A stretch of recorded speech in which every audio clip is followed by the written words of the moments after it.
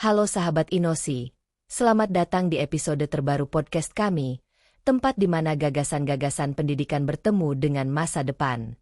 Jika kamu ingin terus mengikuti percakapan bermakna seputar transformasi pembelajaran, inovasi, dan pengembangan manusia, jangan lupa untuk klik tombol subscribe, nyalakan notifikasi, dan jika episode ini berkesan untukmu, berikan like dan bagikan kepada rekan sejawatmu. Hari ini, kita akan menyelami topik yang sangat penting dan mendesak bagi seluruh ekosistem pendidikan, bagaimana kecerdasan buatan AI tengah mendisrupsi pendidikan global. Bukan sebagai wacana spekulatif, tetapi sebagai realitas konkret yang terjadi di kelas, ruang guru, bahkan di benak para siswa. Pendidikan global sedang mengalami gelombang disrupsi paling signifikan dalam sejarahnya, bukan karena perang, pandemi, atau krisis ekonomi, melainkan oleh kehadiran kecerdasan buatan.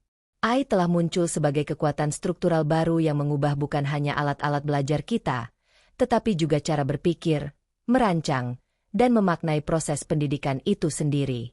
Dulu, kita membayangkan AI sebagai bagian dari fiksi ilmiah, bagian dari film futuristik yang berjarak jauh dari kenyataan kelas-kelas kita. Namun kini, teknologi seperti ChatGPT, Gemini, Copilot, dan berbagai platform berbasis AI lainnya bukan hanya hadir, mereka telah berintegrasi. Mereka bukan tamu di ruang kelas, tapi sudah menjadi bagian dari meja belajar siswa, skenario pengajaran guru, bahkan desain kurikulum dan asesmen. Pertanyaannya bukan lagi, apakah kita siap menghadapi AI, tapi lebih dalam, apakah sistem pendidikan kita mampu bertransformasi bersama AI. Mari kita mulai dari satu fakta sederhana namun revolusioner. Dalam hitungan detik, AI dapat menghasilkan esai yang utuh, menyusun ringkasan akademik, memecahkan soal logika, bahkan menyarankan ide penelitian. Ini berarti tugas-tugas yang sebelumnya menjadi pilar aktivitas belajar formal, menulis, merangkum, menjawab soal, mencari informasi, sekarang bisa dilakukan oleh mesin. Cepat, akurat, dan tanpa lelah. Ini bukan hal kecil. Seluruh asumsi kita tentang belajar, apa yang disebut kerja intelektual, apa yang disebut belajar aktif, apa yang disebut pemahaman, harus dikaji ulang. Kita tidak bisa lagi sekadar bertumpu pada tradisi, pada kebiasaan, pada format tugas yang tidak mempertimbangkan realitas baru ini. Dan inilah yang menyebabkan apa yang saya sebut sebagai 3 krisis utama pendidikan di era AI. Pertama, adalah krisis makna menghafal. Di era AI, ketika semua informasi ada di ujung jari, ketika definisi, rumus, atau kronologi sejarah bisa diakses dalam hitungan detik, kita harus bertanya, masihkah hafalan menjadi inti pembelajaran? Tentu, menghafal tidak sepenuhnya salah. Ada gunanya untuk penguatan memori dasar. Tapi yang jadi soal adalah proporsi dan tujuan. Di mana letak pemahaman dalam proses itu? Di mana kontekstualisasi dan aplikasi nyata? Sekarang, yang lebih penting adalah kemampuan memilah informasi, membaca situasi, dan menyusun sintesis dari berbagai sumber. Belajar bukan lagi soal menyimpan pengetahuan, tetapi mengolah pengetahuan menjadi pemahaman yang bermakna. Ini adalah pergeseran besar dari knowing menjadi sense-making. Krisis kedua adalah krisis otentisitas pembelajaran. Kalau siswa bisa meminta AI menuliskan esai tentang dampak revolusi industri atau menjelaskan konsep ekosistem, lalu apakah mereka masih belajar? Ini adalah pertanyaan yang menakutkan sekaligus menantang. Jawabannya tidak sederhana, karena sangat tergantung pada bagaimana kita merancang proses belajar.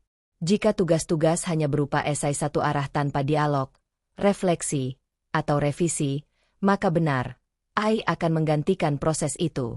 Tapi jika kita mengubah cara, mendesain ulang tugas agar berbasis eksplorasi, diskusi, eksperimen, dan refleksi, maka AI justru bisa menjadi pemicunya, bukan penggantinya. Bayangkan jika siswa diminta membandingkan 2 respons AI, menuliskan ulang jawabannya dengan narasi pribadi, lalu mendiskusikan mengapa mereka setuju atau tidak setuju. Di situ, AI bukan alat copy-paste, tapi co-learner, bahkan sparring partner kognitif. Kita tidak kehilangan esensinya, kita hanya menggeser titik berat dari output ke proses. Krisis ketiga, dan mungkin yang paling eksistensial, adalah krisis peran guru. Jika AI bisa menjelaskan dengan cepat, sabar, dan lengkap, lalu untuk apa guru? Pertanyaan ini sangat mendalam. Dan jawabannya tidak akan kita temukan jika kita tetap memandang guru hanya sebagai penyampai informasi. Justru disinilah kita perlu memulihkan peran guru sebagai pemantik, fasilitator, mentor berpikir, dan pembimbing karakter. Guru adalah manusia yang membentuk manusia. Guru mengajarkan rasa ingin tahu, etika intelektual, empati, keberanian bertanya, dan ketekunan berpikir. AI tidak punya nilai, tidak punya intuisi, tidak punya rasa. Semua hal itu hanya bisa dibentuk oleh manusia, oleh guru sejati. Jadi, pertanyaannya bukan, apakah AI akan menggantikan guru?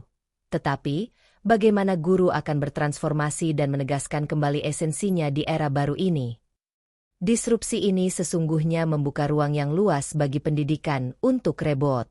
Kita bisa membayangkan ulang tujuan belajar, metode mengajar, cara menilai, bahkan arsitektur kurikulum itu sendiri. Bayangkan sebuah ruang kelas di mana siswa menggunakan AI untuk membangun prototipe ide, berdiskusi tentang kelebihan dan bias algoritma, merefleksikan interaksi mereka dengan mesin, lalu menyusun simpulan kritis berbasis pengalaman personal. Ini bukan fiksi. Ini bisa kita wujudkan jika paradigma kita bergeser. Dan disinilah masuknya Explore Framework sebagai kerangka pembelajaran yang sangat relevan. Explore terdiri dari 6 tahap pembelajaran. Explore New Ideas, Practice Skills, Learn Deeply, Organize Knowledge, Reflect Often, dan Enrich Understanding. Setiap tahap mendorong siswa dan guru untuk berpikir terbuka, bertindak aktif, mengaitkan ide, menyusun makna, mengevaluasi diri, dan memperluas perspektif. Framework ini bukan saja kompatibel dengan AI, tetapi justru mengarahkan kita bagaimana menggunakan AI secara bermakna, mendalam, dan manusiawi. Misalnya dalam tahap Explore New Ideas, siswa bisa menggunakan AI untuk menjelajahi topik baru yang belum dikenalnya. Tapi tidak berhenti di situ. Di tahap Practice Skills, mereka melatih diri melalui tantangan nyata, bukan hanya simulasi. Di tahap Learn Deeply, mereka menghubungkan konsep lintas disiplin, membedah implikasi etis dan sosialnya. Lalu mereka mengatur hasil belajarnya dalam sistem catatan digital, merefleksikan proses, dan mengaitkan wawasan itu dengan kehidupan sehari-hari. Ini adalah proses belajar utuh. Dan AI menjadi alat bantu, bukan pengganti. Kita hidup di zaman ketika pertanyaan lebih penting dari jawaban. Karena jawaban bisa dicari dengan cepat, tetapi pertanyaan yang baik hanya muncul dari pikiran yang tajam dan hati yang peka. Maka pendidikan kita harus bertransformasi menjadi medan untuk bertanya, bukan hanya menjawab. Misi kita bukan menyiapkan siswa untuk menghadapi ujian, tetapi untuk menghadapi kehidupan. Dan kehidupan itu kini penuh dengan mesin-mesin cerdas yang tidak lelah dan tidak salah. Maka manusia harus lebih dari sekadar cerdas. Manusia harus bermakna. Sahabat Inosi, mari kita akhiri episode ini dengan sebuah renungan. Jika kita terus berpegang pada model pendidikan lama dalam dunia yang telah berubah, maka kita sedang menyiapkan generasi untuk dunia yang tidak akan ada.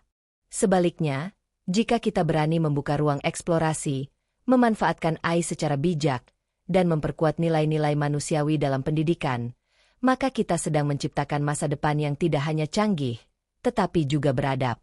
Jika kamu merasa episode ini menggugah, bantu kami menyebarkan narasi baru ini. Klik like, bagikan ke rekan guru, dosen, orang tua, atau siapapun yang peduli pada masa depan pendidikan. Dan tentu saja, subscribe agar tidak ketinggalan episode-episode inspiratif lainnya. Sampai jumpa di episode berikutnya bersama Inosi. Teruslah belajar, teruslah bertanya, dan teruslah bertumbuh.